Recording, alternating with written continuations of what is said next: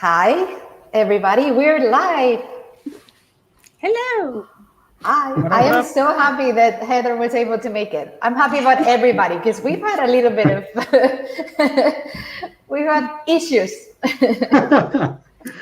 I have issues for sure. Yeah, we have a hurricane, so Man. yeah. Are things bad up there where you are, Brian?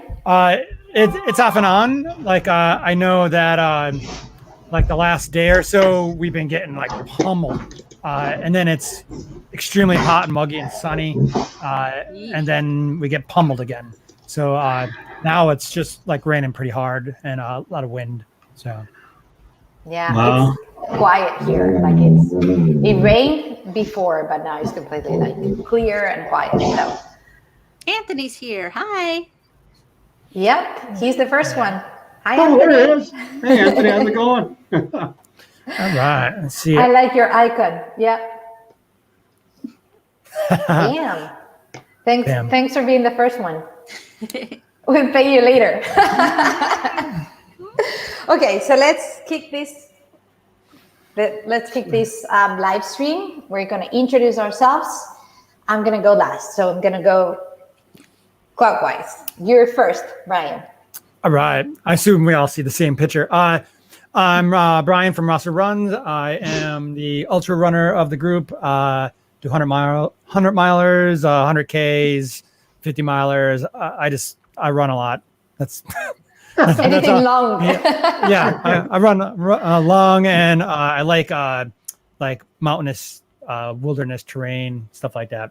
So yeah, I run my own YouTube channel. I do like a little bit of podcasting here and there, IG, TikTok, things like that. Yeah, that's me in a nutshell. Just I run long. That's so cool. Basically, what you're saying, Brian, is if you're not on a live stream, you're running.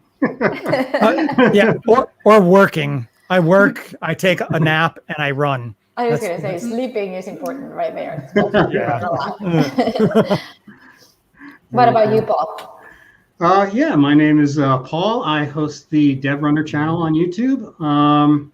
I recently became a certified coach, so I'm starting to kind of, I wouldn't say pivot completely in what I'm doing on my channel, but I'm starting to add a lot more of that type of content. I've got 3 friends, longtime running buddies who are going for like half marathon and marathon PRs this coming fall, and I volunteered my services to them to kind of try to get them where they're going. So that's a new series on my channel. So I'm hoping that we kind of talk about things in a general enough way that it can help out other people, because that's the only reason I'm putting it on my channel, is so that everybody can get some benefit. Beyond that, I'm probably 2 or 3 weeks away from starting another series on my channel that's going to follow my training for a marathon that isn't even going to happen until December at Kiowa Island in South Carolina, and I'm going to be attempting to run a 2:45 marathon. Oh, God. So it's going to be one of those, like I'll either die trying or make one or the other. That's the only way to do it, man. Exactly. So that's really it for me, I think. I don't know. Maybe I'll think of something by the end of the live stream, but I think that's it. Yeah, and Brian, make sure you say hello if you stop by. Where are you from? So we know where Anthony's from, but you can actually post it if you want to, Anthony, on the chat box. And now we go to Heather, and I'm so happy you can make it because I know you're super busy with rehearsal and all that. Yeah, I'm Heather, and my channel is Running Geek Girl, and I do a lot of mostly road races. I've just started getting into trail running, and I have actually signed up for my first trail race next month. So doing an 11 miler. So that's going to be interesting. But a lot of my channel deals with just kind of my experience and a lot of information, and especially a lot of stuff for new and beginner runners or people that want to work with, shorter distances and are just kind of getting started and don't know where to start. So. Yeah, let's bookmark Heather, because I would love to get the mentality of going from road to trail, that'd be a great series as well for you as well to go from a road running perspective to a trail running perspective, and how your training and whatnot will change and stuff. That I'd love to dive into that later if we can. Oh, definitely. Yeah. Sorry, Yeah. Susie. No, we can totally talk about that because I'm actually running my first trail race next month too. Mine is a 10 miler, so Heather just topped it up. She made it longer. That's so cool to see everybody jumping into trail racing, because I feel like every time I'm on the live stream, I always say I'm being more and more tempted to get into trail running, and it seems like everybody else is just doing it, and I'm still sitting here going, I want to, but I still have to train on the roads. Right. I think it's a natural. Well, number one, for me, it was the only race that I could sign up for that I thought was potentially happening, because trail races are happening and road races not so much. When I signed up for it, now it seems like things are opening up. Yeah. Yeah, things are happening now because more and more people are vaccinated. But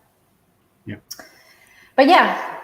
Susie, I run things. I've been on YouTube for 2 years and a little bit now. I also have a podcast. I'm actually going to be recording an interview for the podcast for the second season this weekend.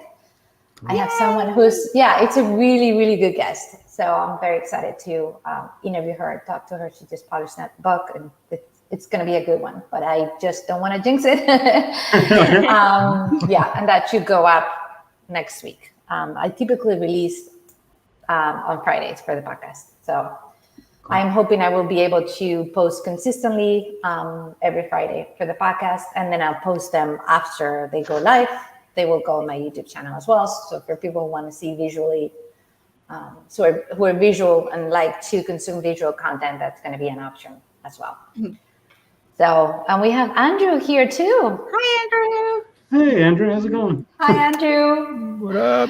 Yeah, and I just overcame an injury, my soleus tear, and I think one of the first runs I actually did was with Brian, who came to my neck of the woods. Yay! That was so much fun. Oh my God! I really hope we get a chance to hear a whole lot more about that. I cannot wait to learn all about that. That was definitely a good time. So well, some of the things in here, you guys should come up with some kind of challenge against each other. Like, that's a good one. Interesting concept. Yeah. I definitely would like to ponder that idea, and we'd have to go off of like efforts and things like that, because, running road, like I could hold my own against some of you guys. I don't know about Paul though. Dude, it's 30 and stuff like that. And same thing with trail. Like I'm sure like I do well against on trail against you guys. But I love to see you guys climb some mountains though. That would be pretty cool. That's the enemy right there. I'll tell you what, we could also, to kind of build off of Anthony's idea there, maybe instead of working against each other, maybe we work together and try to attain something. So maybe, maybe even get some kind of charity thing involved or something. Susie, you are glitchy. But we would have to, hey, if you have an idea, people in the comment section, drop some in there, and we could go from there. Yeah, I would. That'd be awesome.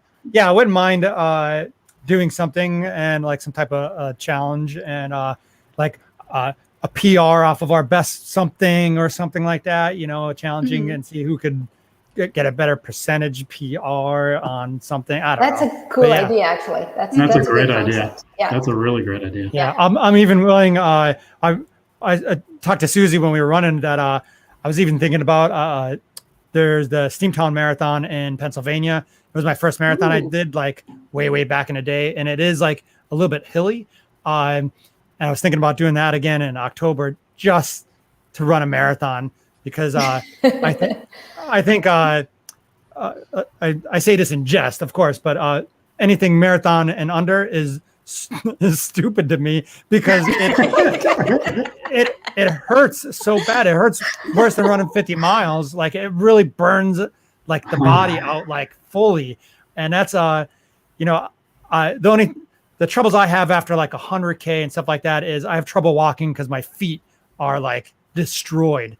And of course, you know, I'm sore and stuff like that. But from a marathon, like if I sit down to untie my shoes, I will not be able to get back up. So like that like really fries the system. So I was telling Susie, like, I might just run it and like run the finish, you know, just to have a good time, because that's what most of my races are. But like, depends on what guy shows up. Is it the warrior in me, or is it just happy clown guy that's running because 3:45 is like my my PR, I guess, on a marathon. And you know, do I go for 3:40 or whatever, you know, like it, you know, because I could run that distance, you know, without training for like 3 months. I could still run it and suffer, you know. And how much effort do I want to put into it? So do I become a marathon road runner for a month or two, or, you know, like, you know, just I told things you that you this. think about when you're running. You're in such good shape, Ryan. I think you would totally, you could go under 3 hours Look at these easily. things. Yeah, do you know, You're fast. I have to carry a license for these guns. No, you're really fast. Because I was running with you and we were talking, and at one point I'm like, okay, we're gonna have to walk, because I could feel my heart was like, you know, pumping really quickly. So Yeah, that's what I was telling Susie afterwards. I was like, there is no way I would have been able to keep up with either of you, because you are both faster than I am. I don't.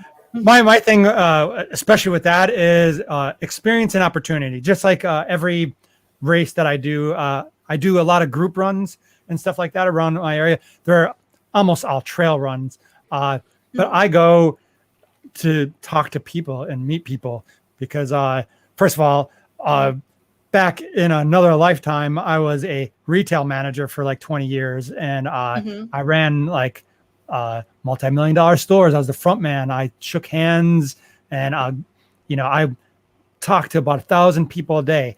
Now I talk to my dogs, you know. So like to get out and interact with like runners, like that is that's awesome to me. Like it doesn't matter if we walked the whole time or ran the whole time. It was talking to somebody that will listen to me talk about running and understand what I'm talking about, and have a cool interaction on that stuff. So like, yeah, pace, once again, as a, not a road runner, marathon runner, I don't care about pace.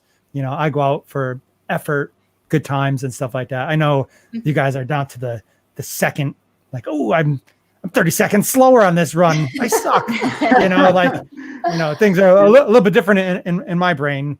I'm about a month away from that. Just to, you know, that's different though. Right now I'm just kind of in the enjoy it mode, and what I'm trying to do is actually dial back the eating. Oh, I don't know. That's my issue. Brian, I think I would, maybe assuming correctly, but I would tend to think that the calorie thing for you is probably a non-issue with the number of miles that you put in. But for me, I couldn't believe it. Like earlier today, I had to go to do a doctor visit. Not that there's nothing wrong or anything, but I had to do like a biometric screening for insurance.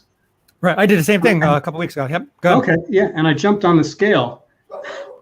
And I was scared. I got to drop. I've got 4 weeks, people. Actually, you know what? Here's my challenge. By next month, when we do this again, I will be hopefully 9 pounds lighter, because I couldn't believe the number that was on the scale. It just, oh my God. It was like, I was like, there's just no way I can start marathon training at this weight. How about this concept for you? Weight, I know, is a scary number for people. So, and that goes male, female, athletic or not. That 9 pounds that you're looking at isn't probably the issue. Like you could be heavier than that as long as it's the right muscle and weight. So maybe your eating habits are good, but they're not dialed in. So you might have to change some of the food types that you're eating. You could be bringing in not double the calories, but you could be bringing in 25% more calories than you're eating now. But if it's the right good calories, and then you have the right cross training, because especially if, like for you going for some crazy ass number, that you should be tailoring like a little bit more. And once again, I'm not a doctor, and like I'm not a professional in that area, but if you're tailoring your cross training and stuff like that, the weight, if it's the right weight, you should be fine. So if you are overweight with a lot of extra stuff, then that's going to slow you down and be heavier. That's But what if I you- am right now. Extra. So like that 9 pounds, that might be your a good weight for you, but it might not be, an efficient right weight, So Well, exactly. And let me just put that to rest. I understand and I agree with everything that you're saying, but trust me, that 9 pounds is not a good 9 pounds. It's the wrong kind of 9 pounds. And That I think, understand. I think we all feel comfortable with a certain weight. Like, yeah, I just don't want if I people- put a couple pounds, I notice when I run that I have a couple pounds extra on my body. Oh, definitely. I just don't want people.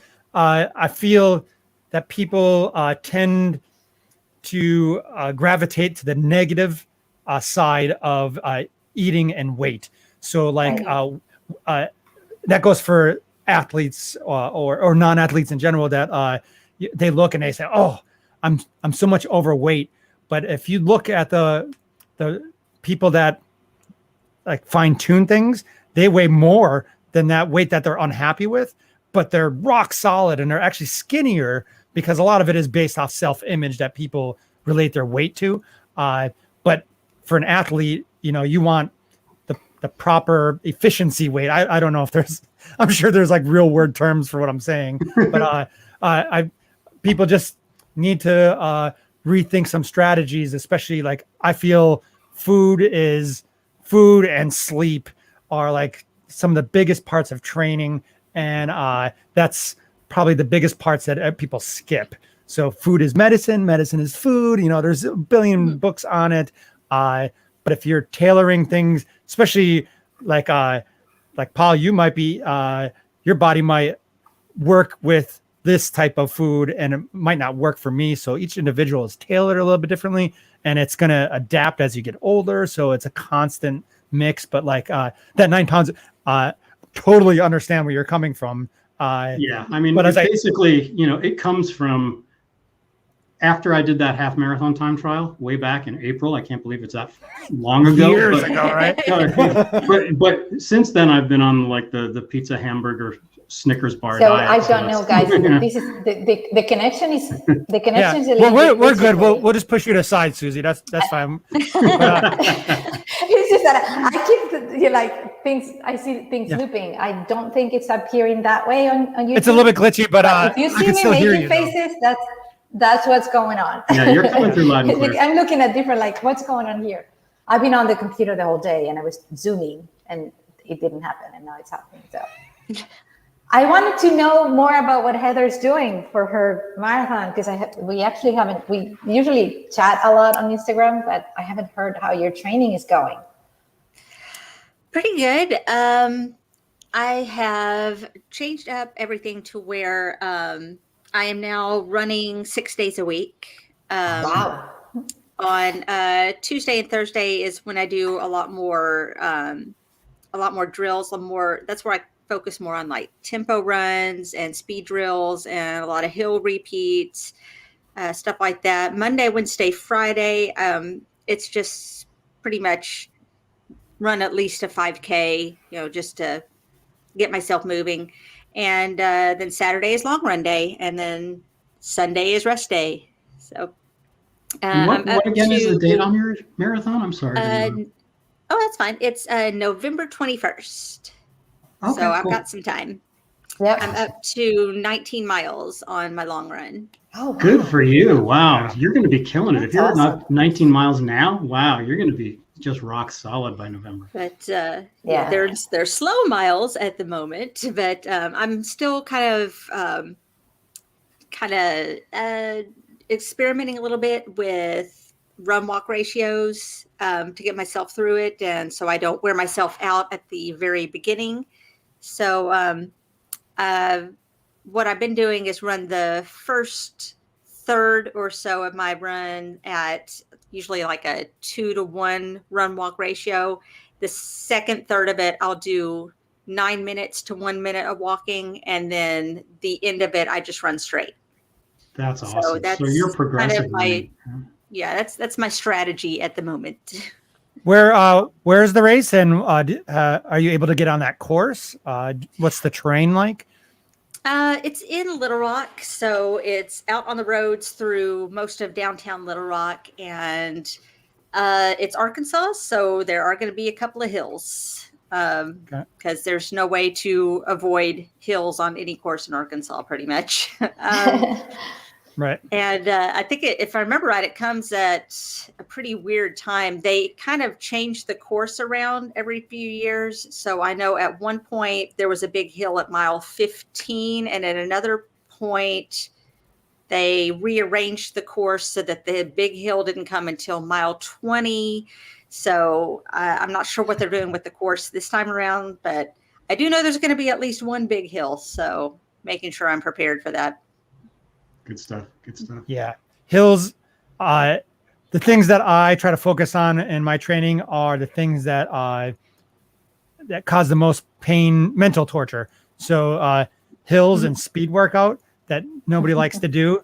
That's what I go out if like it's the mental stress for me for like the long distance. So like I just go out, and if I'm gonna suffer, I'm gonna do it the right way and suffer hard. So like, you know, that's why like most of my is there any other way to suffer? No. Try running and seeing the sunrise multiple times during a run. That's true suffer. But that's why, like, I think a little bit when I ran with Susie, we ran on a canal, like a bike path, and that was flat. Mm-hmm. That was like probably the first time in 2 years that I ran like flat. Oh, so like I'm just like blah blah blah, you know, and because I'm used to like most of my runs average about like 700 feet of elevation gain, like on my average like 10-mile run. So like running flat, like things are a little bit different. So like elevation and speed, I hate speed more than anything. Like the elevation, I could, you know, run walk, you know, you jike up a lot of stuff, you know, and you could figure it out, and you could, you know, your vision almost goes, and you could feel your heartbeat in your eyes, and you could hear it in your ears for your effort and stuff like that. But running speed, whew, that's a different type of animal. Like I only make fun of road runners because that's more mental torture than running like 100 miles, like running a marathon, I think. So it's funny because in the I'm signed up for the training emails for the marathon. They have people that will meet up in Little Rock, and they'll run in groups on Saturday. And so they've talked to some of the pacers and talked about their strategy for hills. And there are some that say, you know, just keep it steady, you know, and see if you can maintain a pace, and then you can relax a little bit on the downhill. And then there are some that say slow down on the uphill, and then you can speed up a little bit on the downhill, just as long as you keep it in control. So, you know, there's that actually is the best advice, Heather. Like if you back off like 10-15% on effort on the way up, and then burn it on the way down, like don't take it easy on the way down. All the big studies that have been done on that show that you actually run about 5 to 7% overall time faster if you take it a little bit easy on the way up and then just kill it on the way down. Percentages. Oh, I didn't know that. No, that'll make sense. Yeah. Which is useful because, you know, like I said, I've got that at least one big hill to contend with, and then with Arkansas, there's like a lot of just real gentle uphills. You know, there's not too many courses that are like completely flat. White River Marathon, like Andrew's saying, that's one of the few. And I think there's one in, I think it was Hot Springs, it might have been, but there was one where they had a really flat course, but a friend of mine ran it, and she said it was an out and back. And on the way out, the wind was at her back. There was a really strong wind that day, but then that meant the entire way back she was fighting the wind, and there were super strong winds. So she said that was rough. She goes, it was flat, but the wind was not helping. Yeah, that'll ruin your day. But Yeah. Heather, one thing that you're doing that's really great that you said, like you just ran like a progression run for your long run. If you do that like every second week, like, and just take it easy on the weeks in between where it's just like a steady state, just a long run, where you're not worrying about your pace so much. If you do those progression type runs and just kind of slowly build your speed in your progression, and then incrementally up your starting time speed and your finish time speed every second week, man, you will, trust me, you'll kill it. Cool. Hey, we've got 2 Susies. Yes. Whoa, Because double this is Susie. what we're going to do. My computer is not like this right away. So I'm on my phone now. Look There at you that. go. We're gonna have multiple angles, I think, soon. Now I have to learn how to remove myself, because otherwise you're going to see that black thing. You did it. I did? Oh my God. Awesome. That's I am cool. happy. I didn't know you could do that. That's cool. It's really incredible because I've been on the computer for work the whole day on Zoom, like back to back to back. And now I appeared You're again back. there. Okay, never mind me. Yeah, So I it's missed, fine. did you hear my question? I don't know if I was. Nope. Uh-uh. Okay, so I was asking Paul if there was something he did, something you learned during your training to be a coach that surprised you? Anything at all that you said, oh, really? Oh boy, I'm on the spot. Let's see here. There were a bunch of things that really surprised me.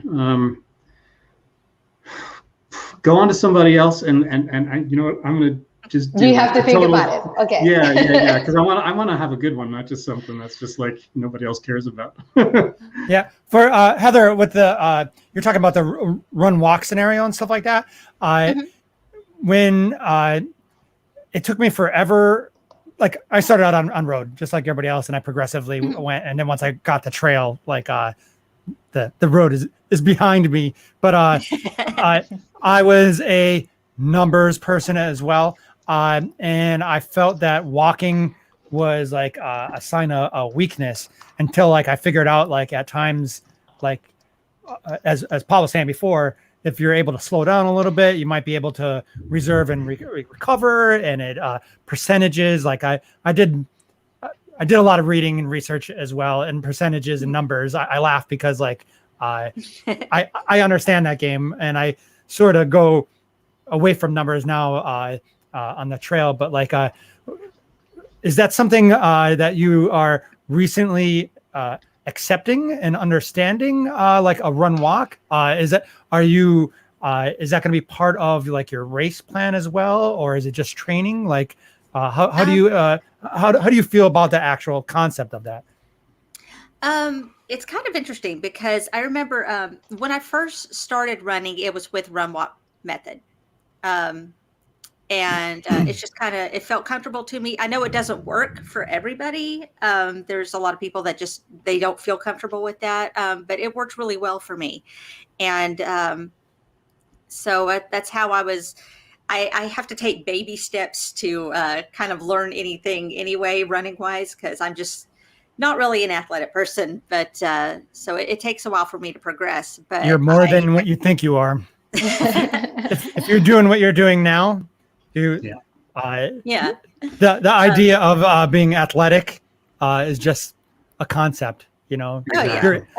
You're able to do some crazy stuff that normal job people can't. It took me a while to get here, though. So, but that's just kind of it became part of my strategy.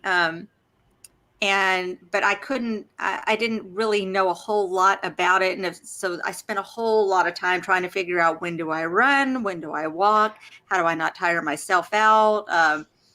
Because I was not quite getting it right, and I would be completely burned out by the end of the race and just barely crossing the finish line. So it took a lot of experimenting to kind of figure out what to do with that.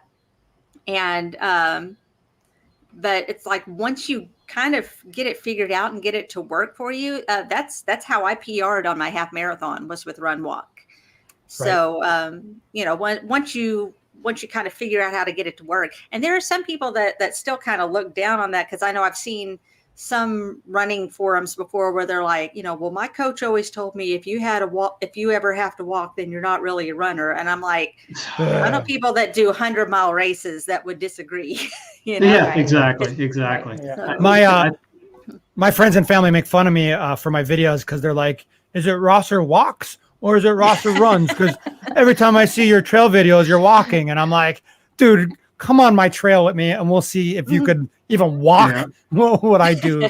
You know, like so the walking, I think, is like a huge part of it, and accepting the idea of it, because it's not a negative thing. You know, some people, you know, adjust and it works for them. So, in fact, I have to came say up on an episode of Runners Without Limits, where they were talking about there was one coach that was asking a question. I have a client who is doing Run Walk. How do I get them to stop? And their discussion was, why would you want them to if it's working for them? You know? Right. And I have to say, when you're running a marathon, at least for me, I get so excited at the beginning that I have to, and I think most runners, you just are strong at the beginning. And so you're like, so it's a way for me to rein, you know, to keep myself in check. Like, okay, I'm going to do this and I am committed to doing this, whatever that, if it's 5 or 6 minutes and then 1 minute walking, but at least that way I know that I'm not going to just, you know, you don't want to burn it out and hit that wall. Right? Yeah, exactly.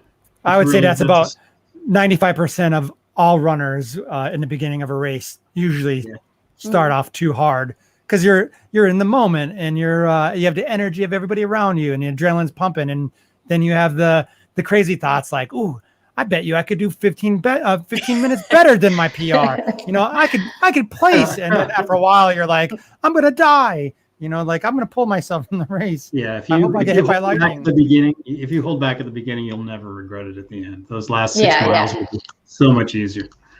But just Susie, I you know, in the heat of the moment here, I think I'm gonna pick one thing that I think people watching will probably get the most use out of, as far as something that surprised me from my coaching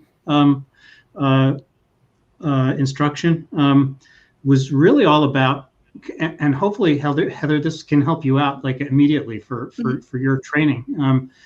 When we were talking about like periodizing your training plan, like training plans usually, especially for marathons, come in 4 stages. First, you're going to do your base building, where you're just trying to get comfortable running a lot of miles in each week. Then second, you start introducing strength work, which is kind of like your tempo runs, your hill work, fartleks, that kind of stuff. Third stage is where you're doing, and this is where I got surprised. The third stage of a good training plan is going to be all about introducing speed work. But what I have always, all these years, had backwards is I always like hit that third stage with like the shorter speed stuff at stage 3.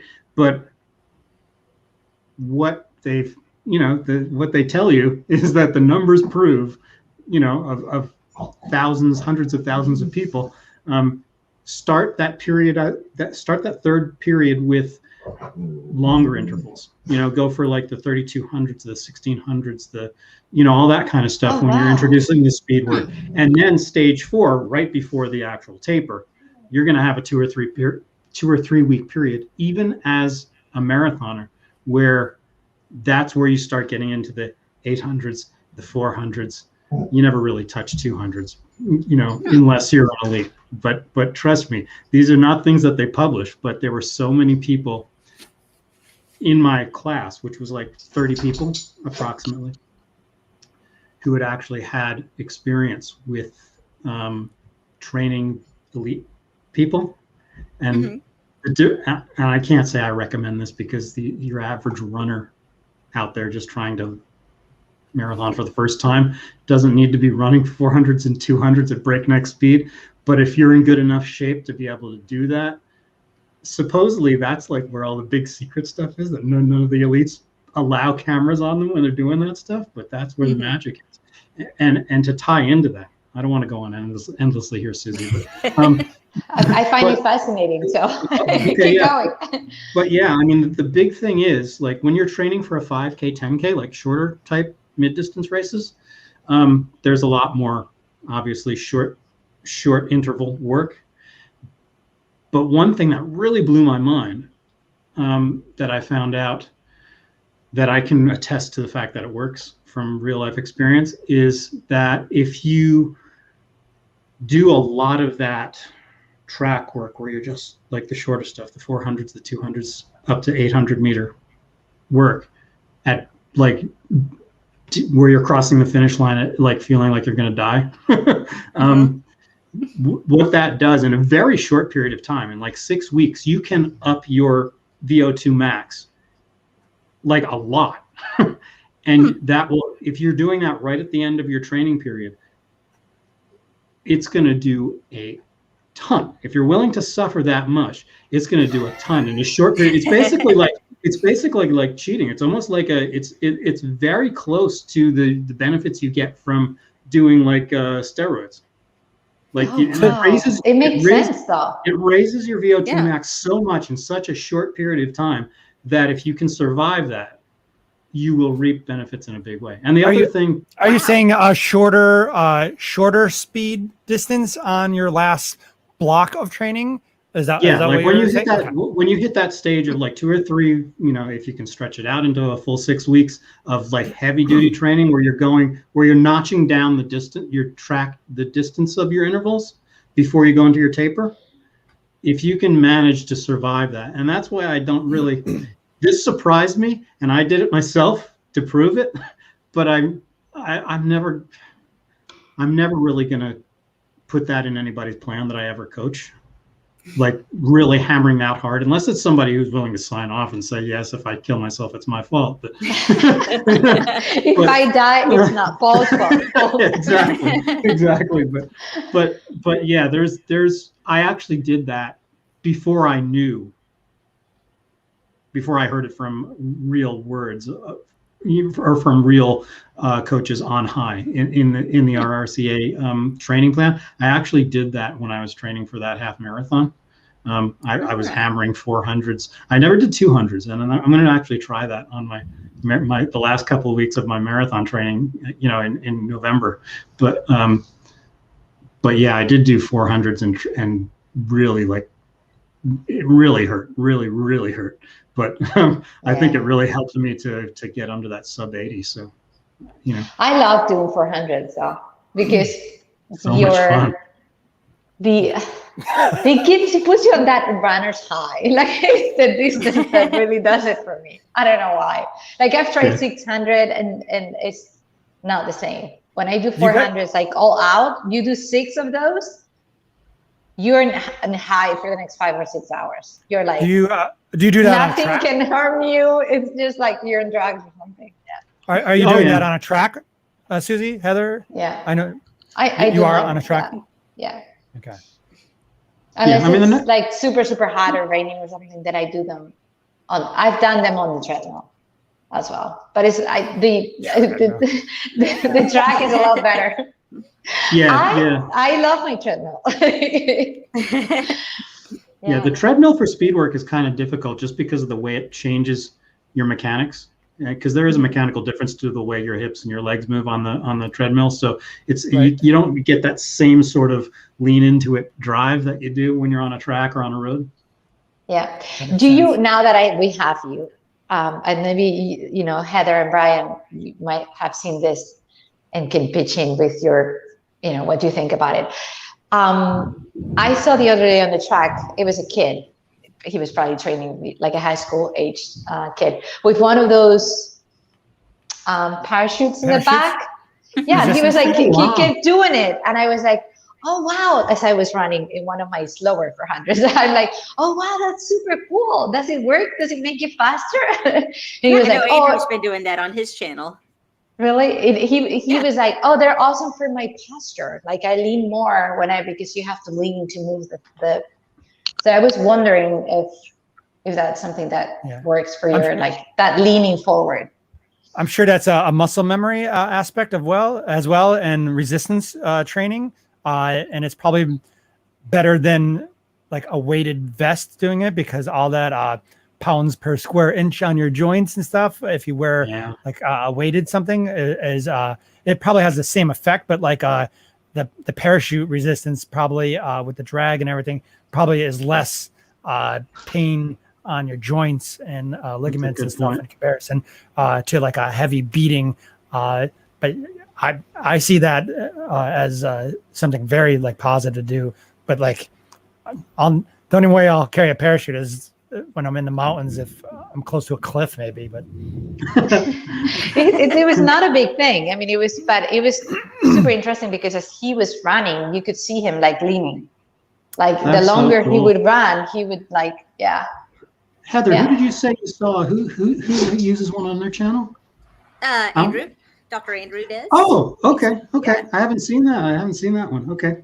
He just posted about it. I also like doing my parachute work to improve better turnover. Right. I mean, for this kid, I'm telling you, it was like I could see him because sometimes I would be on the other side when he was using the parachute, and he would just lean over. It was so cool in the distance. That's really cool. Yeah. I mean, he was obviously doing, I don't know, maybe not even 50 meters. It was a short. Yeah. But he said that he really enjoyed doing it. So, I mean, the kid was fast. He was in really good shape. Yeah, so it helps with glute activation. Yeah. Oh, yeah. I need glute activation. That's something that I know it's a quarter. I could improve. I'm sure all that stuff is really good. That extra, once again, that's marathon stuff for speed. When I started running like marathon stuff for my half marathon, the first one I ever did, the most miles I ever ran was 9 miles, and then I ran a half marathon. And when I signed up for a full marathon, I think the most miles I ever ran was 19, was the furthest I've ever run. And then I finished the regular marathon, and I did it in like 3:58 or something like that. Wow. So like, but I had no clue about running. I did nothing like hill workouts or speed or track or parachute. I just ran and bullshitted with friends when I ran with them, and just had a good time, and did time on feet, and just got the body used to, running. But awesome. until we started like figuring out that I could do like a lot more crazy stuff if I start doing the stuff that you guys are talking about. Parachute training, that sounds another insane. That's like running with tires and stuff like that. Oh, I've seen there's an Olympian who does it. What's her last name? Oh, Gwen Jorgensen, you talking about? Yes, she does it with like a tire. Like she just tries to run with a tire, and it's like she's humongous. Awesome. Yeah, she's so dedicated. It's just crazy. I watch everything she posts. It's like, when her and Shalane get together, it's like just like magic. It's like they just work. Yeah, and she's tall as well. So when her legs are like so long. Because Shalane is a little thing. Shalane is much smaller. Yeah, but boy, man, she's just like, if you need to see perfect form, just look her way. I agree. She is something. She runs on Swift. Like you can run with her, obviously not with her avatar, but she has a run. I want to say it's like Thursdays.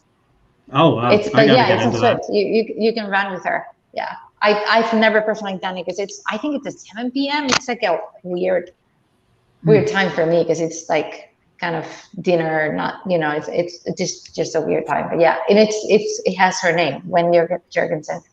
That's so cool. Yeah, but they actually have people running on Swift that are famous. They're elite runners. It's just that hers is recurring, like it happens a couple of times a month. I gotta get on there then. I gotta check this out. This sounds like fun. Yeah, I love Swift. I was gonna run on it this morning and I could not log in, and I was so frustrated. I reinstalled and installed the thing 3 times because I was like, I'm gonna get on it. I want to run on Swift, and then I couldn't. So yeah, I didn't. The only thing I have to say is that I think so. When you use it as a runner, it's completely free. You don't have to pay any subscription or anything I because did not you know really that. Okay. are using the platform. The cyclists pay for it, so you're using the platform that was created for them. They don't have to maintain, but there are things for the running platform that I think they just don't pay attention to it because it's for them. It's not a source of revenue. So like anything else, if you don't have to, they're not getting income from it, I think there's just glitches and bugs that it takes them a while to fix them. And I wonder if I was paying $20 as a subscription, I would have complained immediately. Hey, I want to run on this thing and I can't. Yeah. But it's free, so it's like, okay, well, I'll Let me run ask tomorrow. you this, Susie. Do you use the Zwift pod, or do you have like a different pod that you use? I have the Run Pod, which I hated it at first, and now I love it because, yeah, Explain. I don't know. What are you guys talking about? I understand that app that you're running in a community of avatars on a treadmill, correct? That's what Yeah. we're doing. What is a pod? It's The like a Run Pod, little. yeah, Take you it put it away. on You your know shoe. all about it. You just put it on your shoe, and it's like a stride, so that when Okay, so the app actually knows your cadence your cadence on it. Yep. and the Okay. length of your stride and all that. So Now, I was looking a couple of weeks ago because I was getting interested in it, and I didn't realize that it was free for runners. But there's a new attachment that they have.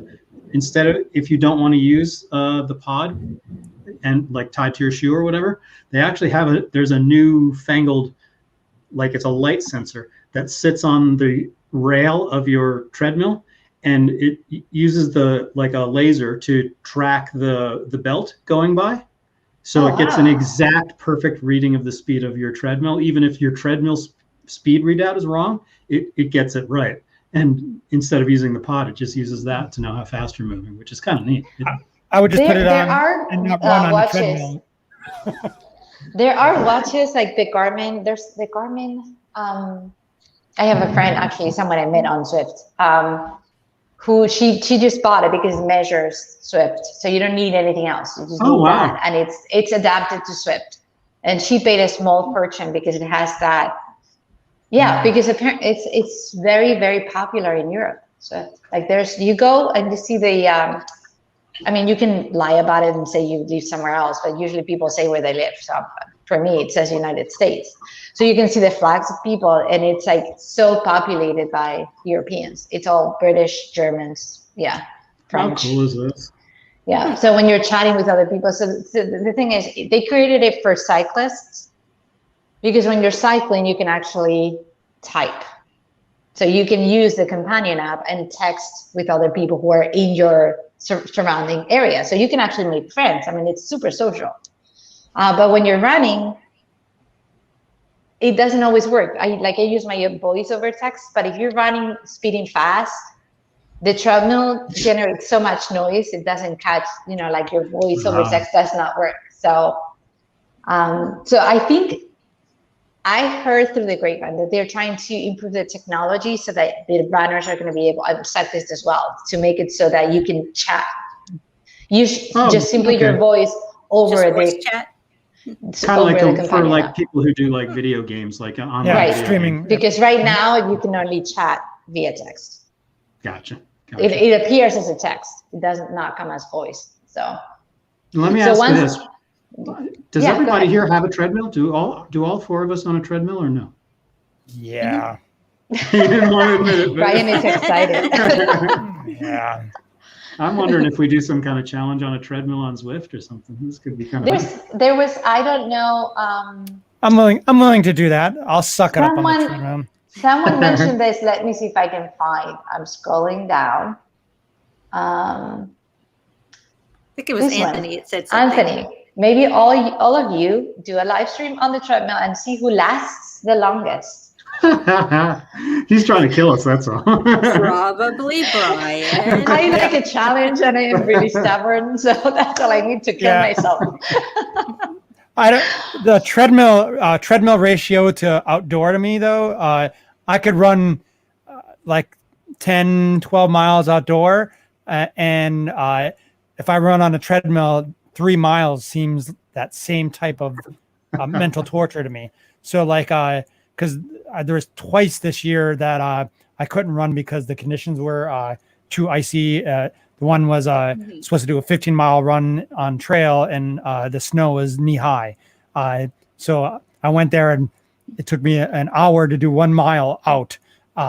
So I came back. I was like, screw this. I'm going to do the treadmill. And I put on like the Ginger Runner, a bunch of Billy Yang stuff. And I watch you guys, all three of you guys when I'm running. Right. But no, I get caught up as well. But I use my hydration pack and I ran, and it seems like more of an effort to me. I don't know if because I'm not distracted by the surroundings, but most of my running is up here for me, because once your body gets to a certain thing, unless you're going for, PR, like Paul's doing, it's way more up here than physical. So that's why I think the treadmill is like, it's mentally daunting to me. But like, I'm willing to do whatever you guys want, though. If you want to run 24 hours on a treadmill, let's do it. 24 hours. So there's actually studies, because when I did my marathon on the treadmills, people were saying, there were a couple comments, people saying that it's not as hard to run on the treadmill as it is outside, which again, I think it depends on the individual. I think running on the treadmill could be harder. So I went online and I looked to see if there were any scientific studies of people running on the treadmill and then running outside, and what was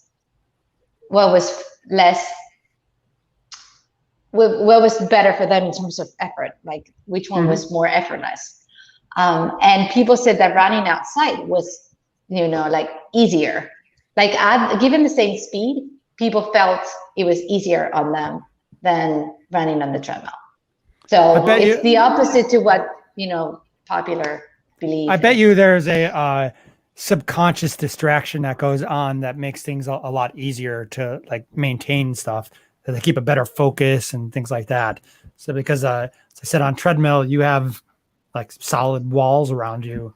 When everything else, there is some type of, shiny distractions going on, to where like your subconscious probably lets you focus a little bit better. I don't know. Yeah, I think mentally outdoor running is way easier. but physically,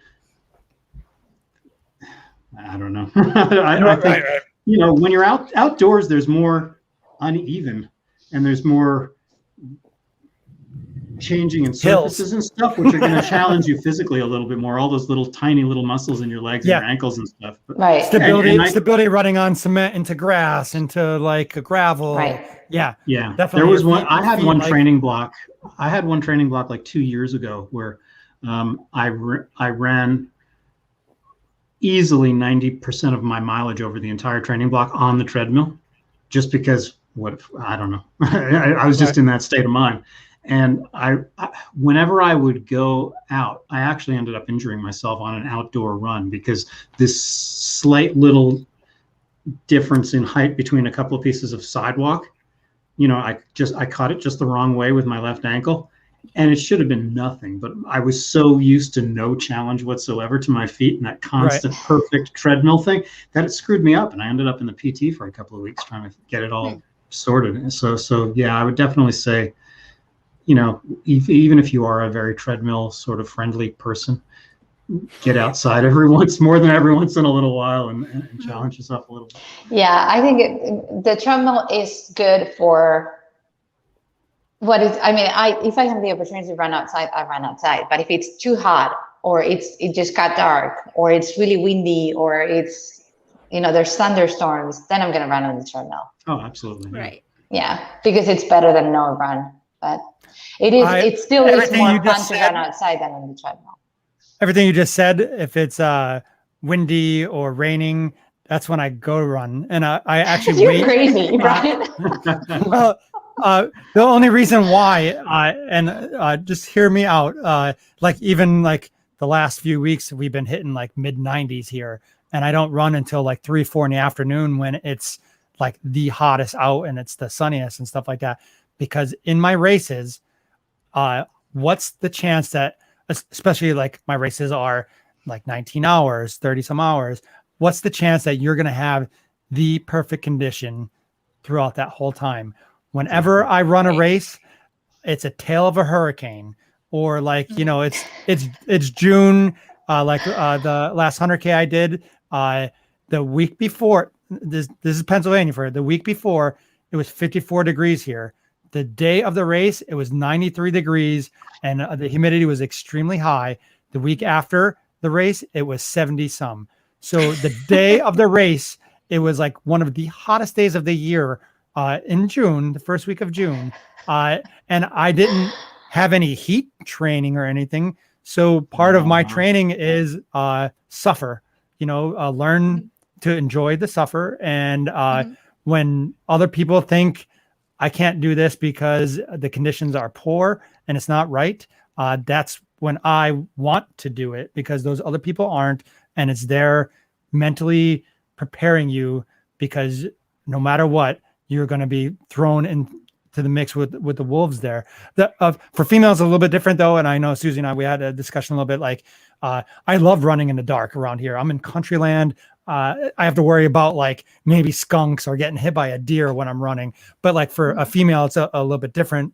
I really don't have to worry about that stuff. So like when I talk, it's from my narrow-minded perspective. But like as for like the Sufferfest though, like unless it's lightning out, because then that's kind of dumb. It is. And I don't it's dangerous. And I don't like ice. Yeah. Because I don't run like races in the winter, but like I'll still run in snow, and if it's negative temperatures, I'll still run. Storms are like, those are some of the best experiences that I have. That when I'm so thankful that I got out and did it, because like normal people don't do that, So when you're out there, like the experience is like what I'm after, life is short. I live it to the fullest. My family asks me all the time, haiku like, here. You're going for a run in the rain? I'm like, if it starts raining in the middle of a race, I got to learn how to just deal with it. Right. And the only way to do that is to practice. That's where you earn the badass badge. You know what I mean? That's like, like that's how or you dumbass, right? But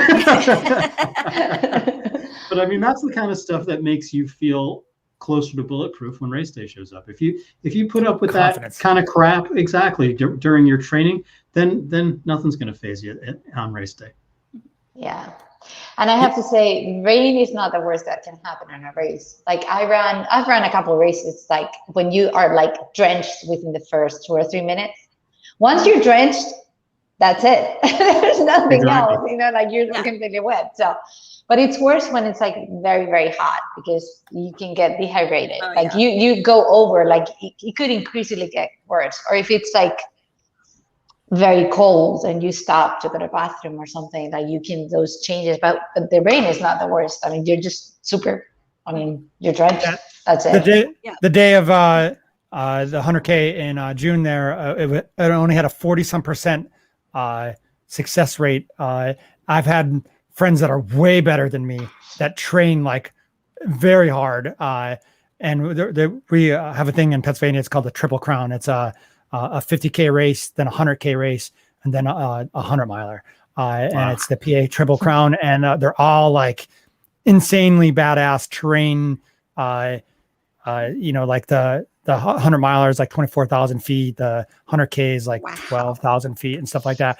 So these people are like, these are true badass people. And there's the heat. If you're not paying attention, it's the boiling frog theory, that like you could put a frog in water and slowly increase the heat, and it won't notice that it's starting to cook itself. And that's what happens. It's a different type of animal. Like the heat thing is really tough, because then you can't eat as much, because your blood's diverting from your digestive system to cool off and oxidate your body, and that you can't eat as much. And like there's so much like stuff that comes as a negative with the heat stuff. Every other condition like is doable, but the heat stuff, if you don't pay attention. Yeah, no, the heat is the worst. Yeah, I laid down in every stream that was going on that I saw. Laid down, cool myself, ice and stuff, like because you're soaked even before the race starts because it's so hot out. Even though like we start at 5 a.m., like we're still soaked because of the humidity. Like the heat just slowly microwaves you, and you just I have a question for you, Brian. Have you ever thought about doing a race in Europe? Because they have the best chill. Yeah. I would do any type of race anywhere. If you want me to do 5K, I'll do it. You want me to do 100 miler like in Peru or even Alaska? I hate the cold. I will. I'm out for experience. Like I want to have a good time. And I do the best that I can. My goals are set up a little bit different than the average person. Like a lot of my friends, they're really going for like a number and their PR. I'm going for an experience. My main goal is to finish safely every race because I'm not going to podium. I'm not a first placer. If I really put everything that I had into training and stuff, I could top 10 in a lot of my races. But like life, I can't destroy my whole life, for a possible top 10 to some of these races. Like I go in with the utmost confidence, and then it's 100 degrees out, and then it's like that whole year I trained for everything, and like now I'm gonna get knocked out because of some fluke weather storm or something like that. So experience. That's what I'm going for. So what's the weather like for Arkansas for the marathon, Little Rock Marathon, Heather? Well, that's funny because I have friends that are coming in from different parts of the country that are like, so what is the weather like in November? And I'm like, it could be 60 degrees, or it could be sleeting, or it could be both on the same day. So, because I've had Thanksgivings that were, got to layer up, and then I've had Thanksgivings where I'm wearing a t-shirt and shorts. So I mean, there's no rhyme or reason, right? Yeah. So for me, for example, like typically Philadelphia Marathon, which is at the end of November, it's always chilly. I mean, it could be more or less cold, but if you're not going to get a day that's 65 or 70, it just doesn't happen. So right. I mean, that would be a weird one of those record, events that never happen. I remember there was one day where it was in December actually, and it was 60 degrees in December. Went into a movie theater to see a movie. When we came out of the movie theater, it was snowing. Oh wow! Yeah, we've had that every time around Christmas here. We get some type of 2 or 3 day span of like 50, 60 degree weather. And like there was a few training runs that we did in shorts, my training partner and I, and it was like around like a couple days off of Christmas, and we were laughing about it. And then it snowed after that. Yeah. So it's like, go home weather, you're drunk. That's pretty much. Well, guys, we came over the 60 minutes. It's 8:05 right now. Time flies. So yeah, it's been a pleasure to have you, even with my internet connection issues. Pleasure was all mine. Oh, it was we have to make it a point to all run together. That would be so much fun. Yay! Oh, that'd be so cool. That would be so cool. Heather and I potentially for Disney. Yes. For the Walt Disney World Marathon. I'm hoping I get in. Oh, it's gonna be hard. Put me in your luggage. I'll go. I just want to run in costume. It's so much fun to run in a costume. Mm-hmm. I would run in a princess dress at Disney. if I got in and I was down at Disney, there is no limits. I'll wear a costume. Yeah, like I'll wear anything except like a Speedo or something like that. Like I don't mind like dressing up. I just won't. Other than that, like once again, experience, having fun. That seems like an experience. Like the atmosphere for that seems like crazy. So the early morning, you don't go to Disney to set a PR. You just go to like have the experience. Oh yeah, for sure. Yeah. What's the weather usually like for those races? Like when is it held? January. This it's year in is January. early Jan, like the 5th, 6th, and 7th, I think it is, or 4th, 5th. It's 4 days because they do the 5K, 10K, half, and full. And it's still warm down there, though, right? Warm-ish. Yeah, some years it's been cold. Yeah. Okay. Yeah. But I mean, it's not Pennsylvania. No. Yeah. And it's not hurricane season, right? There was a year when I was there and it was below freezing, and they were like, before people could get to the starting line, they were having to pull people for hypothermia. Wow. Oh, wow. Yeah. A lot of Elsa dresses there, right? People dressed up. Well, guys, we're going to do it. Well, let's do it again, the same direction. So, Okay. Brian, you go first to say goodbye. Sure. Thank you, everybody. Brian from Roster Runs. I do want to say that in 2 weeks, I'm having a suicide prevention run. I'm doing a 24-hour event for suicide prevention. I'll be putting stuff like that on the channel. I'm going to start ramping up probably next week. So I want to highlight that. That's my whole season is based towards suicide prevention, trying to raise money. I have links all over my page and social media stuff. I'm on Facebook for old people, Instagram, and now I'm doing a lot more on TikTok. You cover all the demographic. You do old, it's not just so cat old, videos. and young people. Yeah, I don't dance, and I don't have cat videos, but like I do like running stuff on there. But I suicide prevention stuff. Come check out my channel. I run far, like pretty far. That's what I do. Thank you. I run far. Yeah, there you go. Awesome. Thanks, Brian. Thank you. Your turn, Paul. Sure. I am Dev Runner. Check me out on YouTube. I'm also the Dev Runner on Instagram. Basically, what you're going to see out of my channel is me coaching other runners to try to get PRs in the half marathon and marathon distance over the next few weeks. And starting sometime about a month from now, I'm going to start my training series where I push myself harder than I would ever try to push anybody else to achieve, again, a 2:45 marathon in December. I'm going to continue doing interviews with a lot of cool, everybody who will talk to me on my channel, I will interview, and that's about it. It's a lot of fun, and hopefully I can bring a lot of information that will help you as a runner too. So that's what it's all about. Heather. All right, and I'm Heather, or Running Geek Girl, and it's Running Geek Girl on Facebook, Instagram, Twitter, and TikTok. And I have some more fun geeky stuff coming up, like some more of the Run the USA series and some more RGG book clubs. So stay tuned for all of that. Thanks, Heather. And Susie, I Run Things. My podcast will be the second season starting next Friday, not tomorrow, following Friday. I have more interviews coming up. They will be on the YouTube channel as well. I'm training for New York City Marathon, and I am going to start, now that I came out of I'm fully recovered from my soleus tear, I will be posting more videos with all my runs. So thank you guys for joining. Thank you for being here. Hey. Thanks, Paul. Thanks, Next month, Heather. it'll be on my channel. Yes, I forgot to say absolutely, that. Next month is on absolutely. Heather's channel. Yes. First Thursday in the month.